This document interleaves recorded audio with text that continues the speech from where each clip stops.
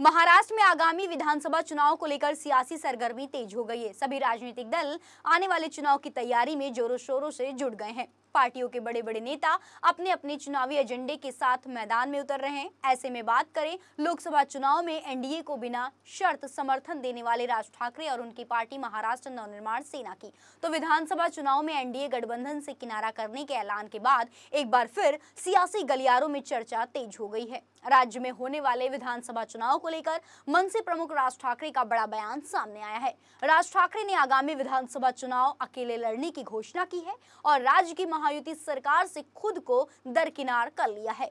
आपको बता दें कि हाल ही में राज ठाकरे ने मनसे पदाधिकारियों की एक बैठक को संबोधित करते हुए कहा कि जीत कर आने वाले और जिनकी चुनाव लड़ने की तैयारी है, ऐसे लोगों को पार्टी का टिकट दिया जाएगा। ऐसा नहीं कि टिकट मिला तो पैसे वसूलने और बनाने में लग गए, ऐसे किसी को भी टिकट नहीं दिया जाएगा। और अगर इसके बाद मन में विचार आएगा कि अपने गठबंधन का क्या होगा, हमें कितनी सीट मिलेगी, ऐसा कोई विचार मन में मत लाओ। हम 250 में से 225 सीट पर चुनाव लड़ेंगे। कोण कुठे गेलाय, कोण कुठच्या पक्षात आहे, काही समजत नाही, काही कळत नाही।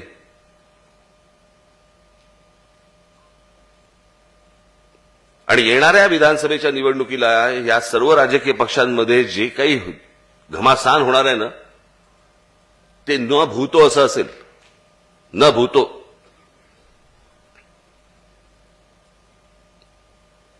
मला कोणीतरी सांगितलं आपल्या काही पक्षामधले काही एक हात दोन काही पदाधिकारी कुठच्याही पक्षात जायचे काही तयारीत आहेत।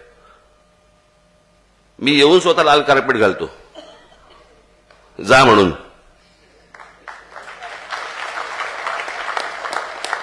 आणि जो भविष्याचा सत्यानाश करून घ्याल तो घ्यालच। ज्यांचं स्थिर नाहीये तुम्हाला कुठे डोक्यावर घेणार आहेत। गेल्या लोकसभेला काय झालं बघितलंत ना, वर्षापर्यंत घुसले। आता या सगळ्या विधानसभेच्या वेळेला कुठे कुठे घुसतील काही माहित नाही।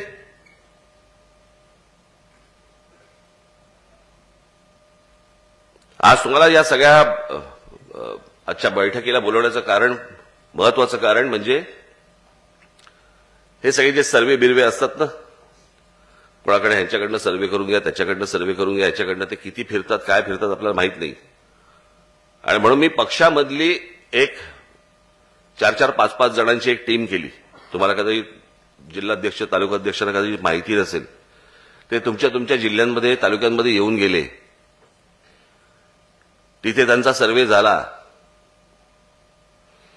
ते सगळ्या लोकांशी विचारपूस करून झाली, पत्रकारांशी झाली, इतर लोकांशी झाली, सगळ्यांशी झाली। पहिला सर्वे त्यांचा आला आपल्याकडे। आज मी तुम्हाला बोलवण्याचं कारण म्हणजे आता ते परत एक 4-5 दिवसासाठी येत आहेत त्या जिल्ह्यामध्ये, तेव्हा तुम्हाला भेटतील। काय मूळ परिस्थिती आहे ती नीट समजून सांगा। काय नीट परिस्थिती आहे याच्या नीट त्याचं आकलन करा। काय गोष्टींचं गणित घडू शकतं, काय गोष्टी होऊ शकतात याचा नीट विचार करा। आणि मी तुम्हाला खरंच सांगतो, निवडून येण्याची कॅपॅसिटी असलेले, तयारी असलेले अशा लोकांनाच तिकीट दिली जातील। तिकीट मिळालं की मी पैसे काढायला मोकळा असल्या कोणालाही तिकीट दिलं जाणार नाही।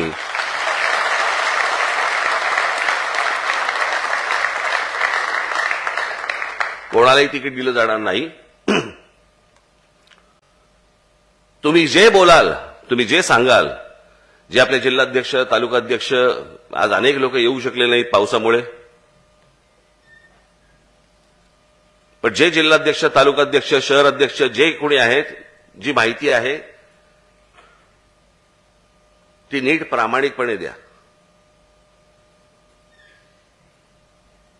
कारण तुम्ही दिलेली माहिती देखील चेक केली जाणार।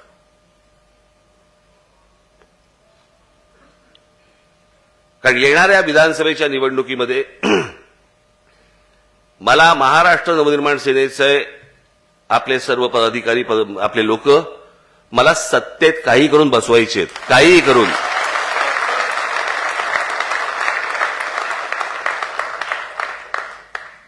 अनेक लोक हसतील, हसू देत, काही कारण मला काही हरकत नाही त्याला, पण ती गोष्ट घडणार म्हणजे घडणार। सगळेच जण आम्ही त्या तयारीने लागलेलो आहोत. तुमच्यापर्यंत ही सगळी लोक येतील आणि मग त्याच्यानंतर युती होईल का, आपल्याला कोणत्या जागा मिळतील, असला कोणताही विचार मनामध्ये आणू नका. जवळपास 250 ते 250 जागा आपण लढवणार आहोत.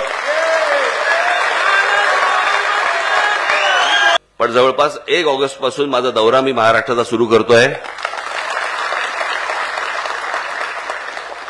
ज्या वेळेला तिथे मी महाराष्ट्रामध्ये येईन, तालुक्यामध्ये येईन, जिल्ह्यामध्ये येईन, त्यावेळेला आपली सर्वांची मला तिकडे भेट होईलच. अजून तिथे इतर कोणाच्या भेटीगाठी करून घ्यायच्या आहेत, करायच्या आहेत, केल्या पाहिजेत, असं जे तुम्हाला वाटत असेल त्यांच्या गाठीभेटी माझ्या तुम्ही करून द्याव्यात. यावेळेला कुठच्याही प्रकारचे तिथे काही पाऊस बिऊस कधी काय होईल माहित नाही आपल्याला. त्याच्यामुळे यावेळेला मेळावे घ्यावेत न घ्यावेत, परंतु आपल्या पदाधिकाऱ्यांच्या बैठका या घेणारच मी, त्यांच्याशी बोलणारच मी, माझ्या महाराष्ट्र सैनिकांना तिथल्या भेटणारच मी. त्याच्यामुळे मी तिथे 1 ऑगस्ट नंतर मी येतोच आहे, आपल्याला भेटीनच. फक्त ही सविस्तर माहिती देण्यासाठी म्हणून मी तुम्हाला आज बोलवलंय.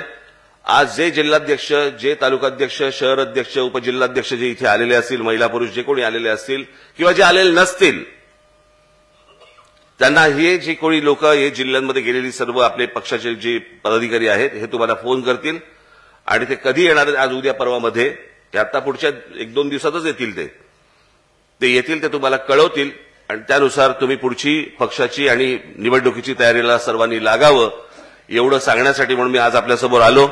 तुम्हाला या सगळ्या पावसा